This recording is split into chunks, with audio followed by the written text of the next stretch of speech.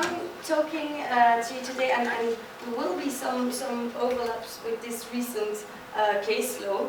I'm talking to you about subcontracting and consortia within the framework of public procurement contracts. It's quite a difficult subject, I must admit, because in my view, the rules are not that clear and have sometimes strange implications. But we'll go through that together. Again, feel free to raise hands if you have questions during the presentation. The agenda of my presentation will go through three main topics.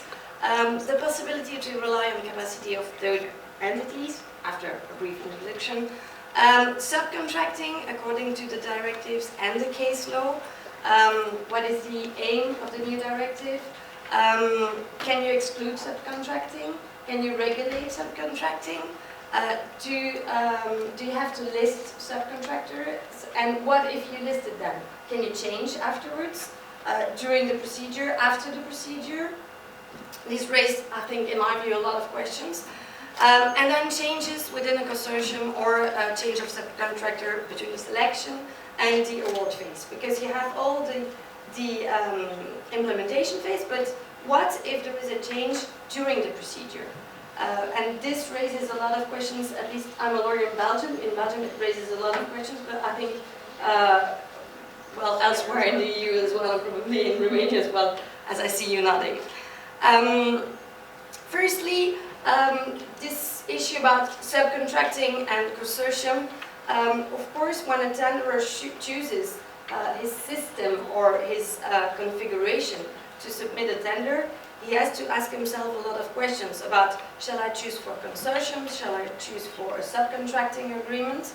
And the implications are different. When you submit a tender within a consortium, there is a several liability of all members of this consortium, which can have huge implications because maybe one member of this consortium is only responsible for a little part of the contract. But by submitting a tender within a consortium, he will be liable for everything. So that's one issue.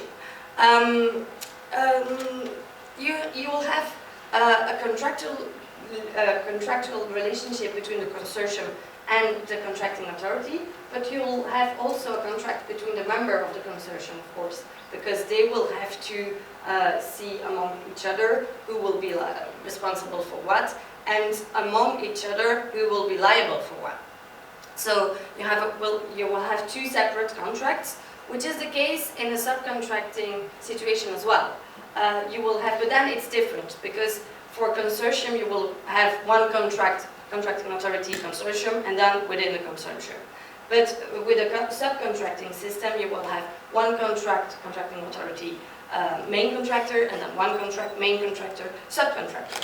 And this raises a lot of questions as well, because shall you do a back-to-back agreement, fully back-to-back, which means that every rule of the original specifications will be applicable to the subcontractor, or shall you have a separate subcontracting agreement? And this is an issue we have a lot in Belgium, because we have a whole set of implementation rules on public procurements. We have like 120 articles